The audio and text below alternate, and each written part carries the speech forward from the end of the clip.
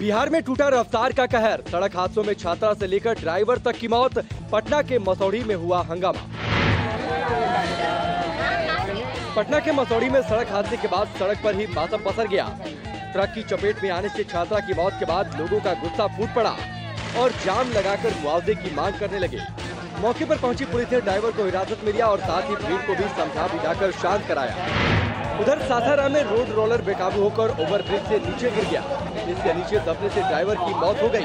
गनीमत की बात ये रही कि जिस वक्त ये रोड रोलर गिरा उस समय वहाँ भीड़ भाड़ नहीं थी, जिससे बड़ा हादसा टल गया। बिहार में ड्राइवरों की लापरवाही बढ़ती जा रही है। इनकी चूक से बेवजह दूसरों की जान जा रही है। बिहार में अपराधियों में नहीं रहा कानून का खौफ। बीडीओ और सरकारी डॉक्टर से मांगी गई रंगदारी। छपरा सदर अस्पताल के डॉक्टर रत्नेश्वर को रंगदारों ने एसएमएस भेजकर 10 लाख की रंगदारी मांगी है। एसएमएस आने के बाद रत्नेश्वर खौफजदा हैं। पैसा नहीं देने पर उनको जान से मारने की धमकी दी गई है। उधर मोतिहारी के अरेराज ब्लॉक के बीडीओ भगवान उपाध्याय से मोबाइल पर रंगदारी मांगी गई है। तब से वो सकते में हैं। बीडीओ का कहना है कि रंगदारी के लिए उनके मोबाइल पर कई बार कॉल आए, साथ ही नहीं देने पर अंजाम भुगतने की भी धमकी दी गई है। केस दर्ज होने के बाद पुलिस मामले की तहकीकात में लगी है। कानून व्यवस्था की स्थिति बिगड़ती जा रही है। जब सरकारी मुलाजिम ही सुरक्षित नहीं हैं, तो फिर आम आदमी के क्या कहने।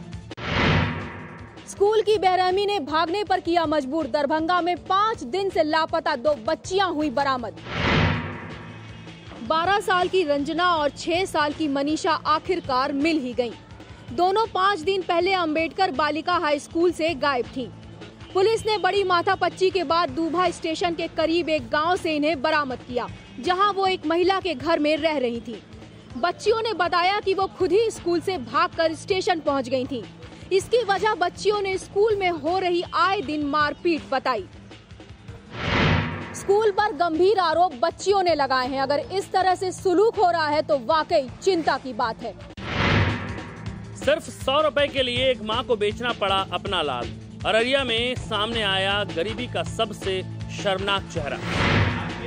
अररिया के मदनपुर की रहने वाली सन्नू आखिर क्या करती। गरीबी और भूख ने बेबस मां को थका दिया।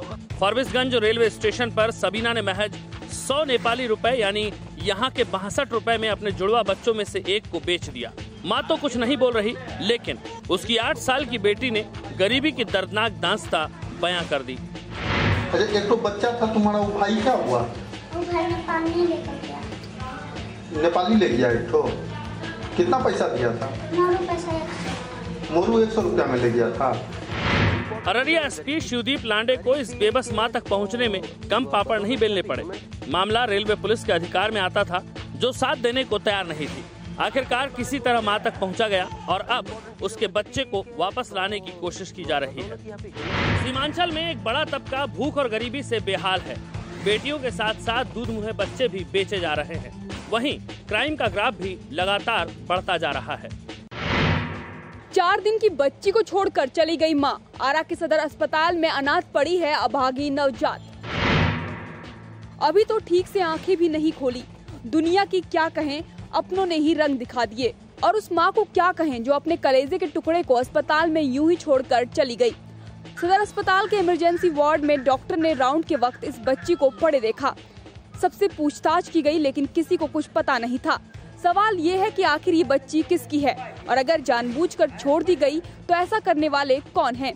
क्या ये बेटियों को बोझ मानने वाली मानसिकता की एक और बानगी है?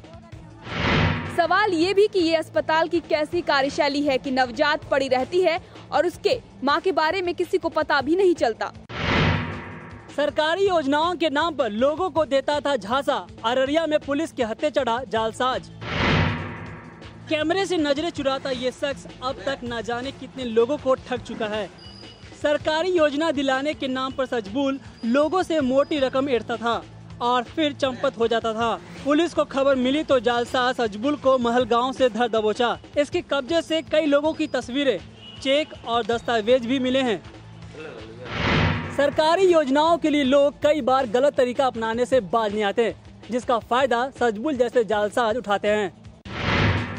राजधानी पटना से रुखसत होंगी चर्चित सिटी एसपी किम को अब मिली कटिहार पुलिस की कप्तानी। आई और छा गई। पटना में सिटी एसपी कमान संभालते ही नई नवेली आईपीएस अफसर किम सुर्खियों में छाने लगी थी। चेयर कोई बैठेगा नहीं, फोर्स नहीं बैठेगी, आराम करेगी। उनकी कड़क मिजाजी से पुलिस वाले भी थर्राते थे। बाहर रहिए, एकदम उतरिए, नीचे उतरिए सीढ़ी से। पता ही नहीं चल रहा है कि भूत है, आप लोगों की शक्ल ही नहीं दिखाई पड़ रही है। उम्रदराज पुलिस वालों को भी हड़का देती थी। गर्मी ज्यादा हो गई है। दिन हो या रात, वो राजधानी पटना की सड़कें नापती दिख जाती थी।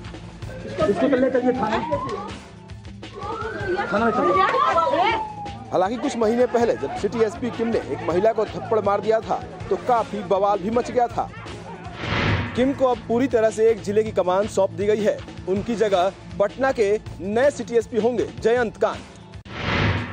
झारखंड सरकार ने दिया वैट का झटका, नेचुरल गैस और मोटर पार्ट्स हुए महंगे।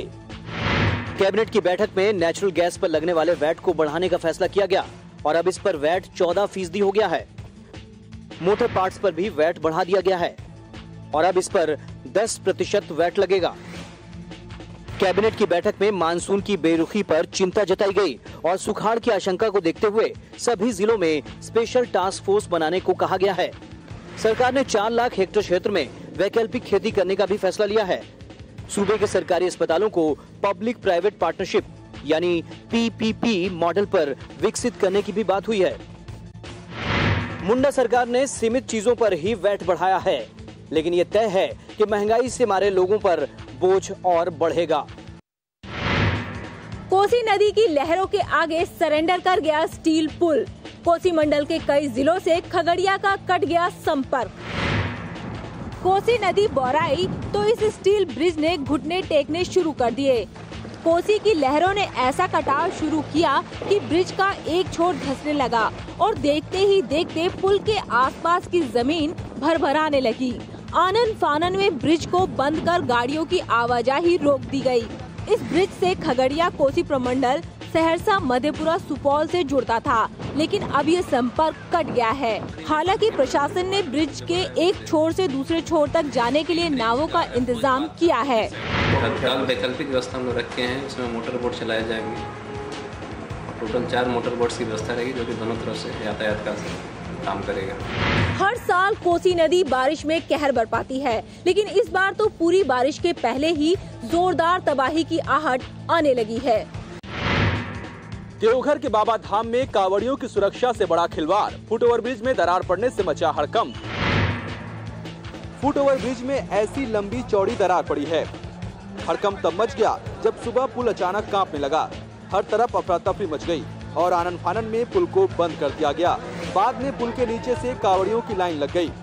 पहले इसी पुल से कांवड़िया आसानी से मंदिर में एंट्री करते थे, लेकिन पुल की हालत पर किसी का ध्यान नहीं गया। लाखों लोगों के दबाव में पुल दरकने लगा। गनीमत रही कि वक्त पर आवाजाही रोक दी गई। आखिर पहले क्यों नहीं पुल पर सही से ध्यान दिया गया? अगर कोई हादसा होता तो इसका जिम्मेदार कौन होता? पेड़ के नीचे कब तक होती रहेगी पढ़ाई? बिहार में शिक्षा व्यवस्था की आखिर कब बदलेगी सूरत?